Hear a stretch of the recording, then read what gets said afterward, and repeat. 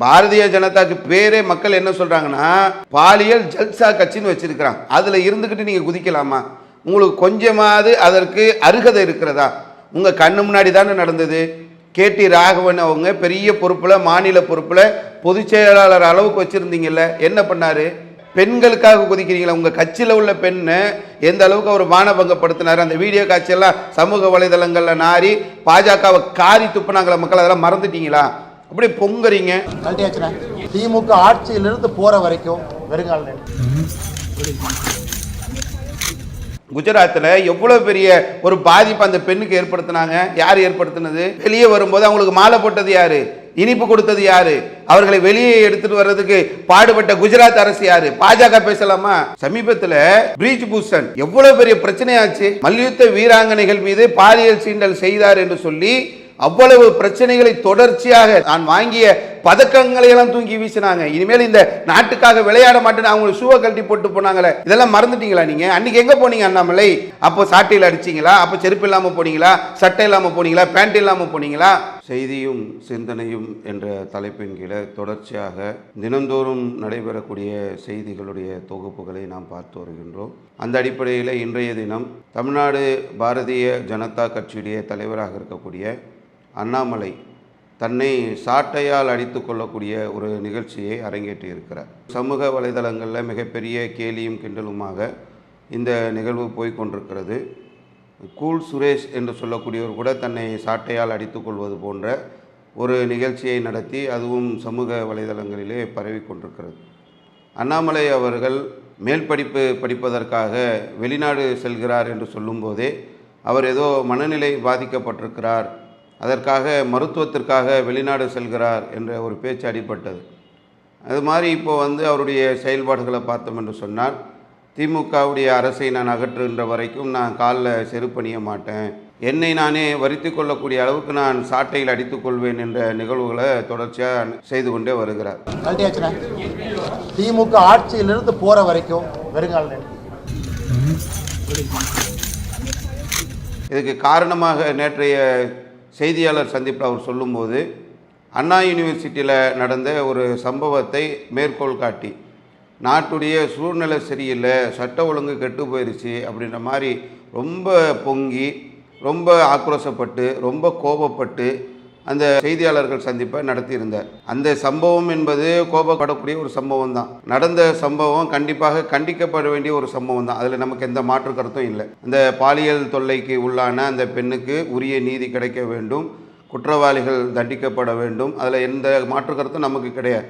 ஆனால் அண்ணாமலை ஏன் குதிக்கிறாருன்னு நமக்கு தெரியல. அண்ணாமலை திராவிட முன்னேற்ற கழகத்தை எதிர்த்து அரசியல் செய்வதற்கு இதை ஒரு அரசியலாக பயன்படுத்துகிறார். இது அரசியல் இல்லை என்று சொன்னால் என்ன பண்ணியிருக்கணும் அண்ணாமலை? இதுக்கு முன்னாடி என்ன செஞ்சிருக்கிறாரு? தமிழக பாஜகவுடைய தலைவராக ஆனதுக்கு பிறகு தான் மணிப்பூரில் ஒரு கலவரம் ஒன்று நடந்துச்சு.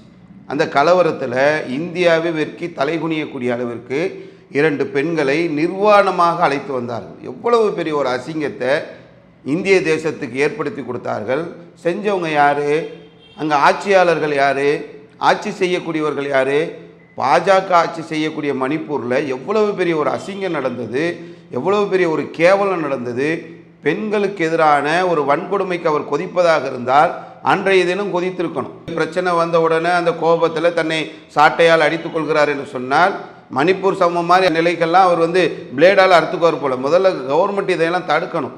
தன்னைத்தானே வருத்தி கொள்வது மாதிரி இந்த படம் காட்டி, சீன் காட்டி, மக்களுக்கு மத்தியில் ஒரு பெரிய குழப்பத்தை ஏற்படுத்தி கவர்மெண்ட் என்ன பண்ணாங்க? ஒரு சம்பவம் நடக்குது. சம்பவம் நடந்த பிறகு உரியவர் கைது செய்யப்படுகிறார். மாவு கட்டு போட்டிருக்கிறாங்க. மாவு கட்டு ஏன் போடுறாங்கன்றது எல்லாருக்கும் தெரியும். உரியவரை ரிமாண்ட் பண்ணியிருக்கிறாங்க. அவர் மேலே வழக்கு பதியப்பட்டிருக்கிறது. நடந்த சம்பவம் நடந்த மறுநாளே அவர் கைது செய்யப்பட்டிருக்கிறார். நம்ம தமிழக அரசு இதில் இன்னும் என்னென்ன நடவடிக்கை எடுக்கணுமோ அதை வலியுறுத்தணும். அதுக்கு எந்த மாற்று கருத்தும் கிடையாது. குற்றவாளிகள் தப்பிக்க வேண்டும் என்ற நிலையை நம்ம பேசலை. நம்ம பேசுறது என்னென்னா, பாஜக அண்ணாமலை குதிக்கிறாரு, அவர் குதிக்கலாமா? பாரதிய ஜனதா கட்சியிலேருந்து வெளியே வந்து குதிக்கலாம். ஒருவர் தமிழ்நாட்டில் இருக்கக்கூடிய அண்ணாமலையாக குதிக்கலாம். பாஜகவுடைய தலைவராக குதிப்பதற்கு அவருக்கு தார்மீக பொறுப்பு கிடையாது. பாஜகவுடைய இருந்து கொண்டு, பாஜகனா என்ன? பாரதிய ஜனதா கட்சி. பாரதிய ஜனதாக்கு பேரே மக்கள் என்ன சொல்றாங்கன்னா பாலியல் ஜல்சா கட்சின்னு வச்சிருக்கிறாங்க. அதுல இருந்துகிட்டு நீங்க குதிக்கலாமா? உங்களுக்கு கொஞ்சமாவது அதற்கு அருகதை இருக்கிறதா? உங்க கண்ணு முன்னாடி தானே நடந்தது. கேடி ராகவன் அவங்க பெரிய பொறுப்புல, மாநில பொறுப்புல, பொதுச் செயலாளர் அளவுக்கு வச்சிருந்தீங்கல்ல, என்ன பண்ணாரு? பெண்களுக்காக குதிக்கிறீங்களா? உங்க கட்சியில் உள்ள பெண்ணை எந்த அளவுக்கு அவர் மானபங்கப்படுத்தினார்? அந்த வீடியோ காட்சியெல்லாம் சமூக வலைதளங்கள்ல நாரி பாஜகவை காரி துப்புனாங்கள மக்கள், அதெல்லாம் மறந்துட்டீங்களா? அப்படியே பொங்குறீங்க, அப்படியே கொதிக்கிறீங்க. நீங்க கொதிக்கிறதுக்கு என்ன தேவை இருக்கு? மக்கள் கொதிக்கலாம், மக்கள் போராடலாம். இது தீர்க்கப்பட வேண்டிய பிரச்சனை, தீர்க்கப்பட வேண்டும் என்ற கோரிக்கையை நாங்களும் வைக்கிறோம். நீங்க ஏன் குதிக்கிறீங்க? சசிகலா புஷ்பாவை பாஜக நிர்வாகி ஒரு பொது இடத்துல வைத்து என்ன பண்ணாருன்ற வீடியோக்கள் வெளியே பரவச்சு. என்ன பண்ணீங்க? என்ன நடவடிக்கை எடுத்தீங்க? என்ன குதிச்சிங்க? அப்போ சாட்டையில் அடிச்சிங்களா? அப்போ செருப்பு இல்லாமல் போனீங்களா? சட்டை இல்லாமல் போனீங்களா? பேண்ட் இல்லாமல் போனீங்களா? என்ன செஞ்சீங்க? அப்போ உங்க கட்சியில திருச்சி சூர்யா எவ்வளவு விஷயங்களை பேசுறாரு, எவ்வளவு பாலியல் சீண்டல்கள் உங்க கட்சியில இருக்கு, எவ்வளவு பாலியல் தொல்லைகள் இருக்கு, பெண்கள் எவ்வளவு அங்க நசுக்கப்படுறாங்க, எவ்வளவு ஒடுக்கப்படுறாங்க, எவ்வளவு பாலியல் வன்கொடுமைகளுக்கு உங்க கட்சியில் ஆளாகிறாங்க. என்ன பண்ணீங்க? உங்க கட்சியை பத்தி வண்டவாளம் பேசணும்னா அவ்வளோ இருக்கு. ஹத்ராஸ்ல நடந்ததை பேசுவோமா? உன்னாவில் நடந்ததை பேசுவோமா? பில்கிஸ் பானு வழக்குங்க, குஜராத்தில் எவ்வளோ பெரிய ஒரு பாதிப்பு அந்த பெண்ணுக்கு ஏற்படுத்தினாங்க. யார் ஏற்படுத்தினது? அந்த சம்பவத்தில் ஈடுபட்டவங்க யாரு? வெளியே வரும்போது அவங்களுக்கு மாலை போட்டது யாரு? இனிப்பு கொடுத்தது யாரு? அவர்களை வெளியே எடுத்துட்டு வர்றதுக்கு பாடுபட்ட குஜராத் அரசு யாரு? பாஜக பேசலாமா? ஆசிஃபா என்று சொல்லக்கூடிய ஒரு சின்ன பிள்ளை பேசுறதுக்கே எங்களுக்கு எவ்வளவு தர்மம் திரும்ப திரும்ப நாங்களும் பேசிக்கிட்டு தான் இருக்கிறோம். சின்ன பிள்ளைய கோயில் கருவறையை வச்சு மானபங்கப்படுத்தி கொலை செஞ்சவன் யாரு? எந்த கட்சியை சார்ந்தவன்? அவங்களுக்கு போராட்டம் நடத்தினது யாரு? அவர்களை வெளியிட சொல்லி கோரிக்கை வைத்தது யாரு? நீங்க பேசலாமா? சமீபத்தில் பிரீச் பூஷன் எவ்வளவு பெரிய பிரச்சனையாச்சு.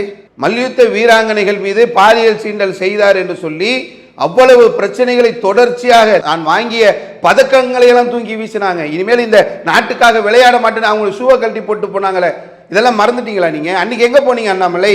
பொதுவாக நம்ம வாழ்கிற இந்த நாட்டில் சட்டம்ன்றது ஒரு அளவுக்கு தான் போகுது. இப்போ உதாரணத்துக்கு இந்த அண்ணா யூனிவர்சிட்டி வழக்கிலேயே கைது செய்யப்பட்டிருக்கிறார். மாவு கட்டு போட்டாங்க, வழக்கு போடுவாங்க, கைது செய்வாங்க, அது கொஞ்ச நாள் வழக்கு நடக்கும், அதுக்கப்புறம் இதுதானே சட்டம், இப்படி தானே நடக்குது. குஜராத் கலவரத்தில் கொத்து கொத்தா மக்களை கொன்னவங்களே வெளியே அனுப்பியிருக்கிறீங்களே, கற்பழிச்சவங்கள வெளியே அனுப்புறீங்களே, பச்சை குழந்தைய ஈட்டியை குத்தி வெளியே எடுத்து தீயில போட்டவங்க இன்னைக்கு வெளியே வந்திருக்கிறாங்களே.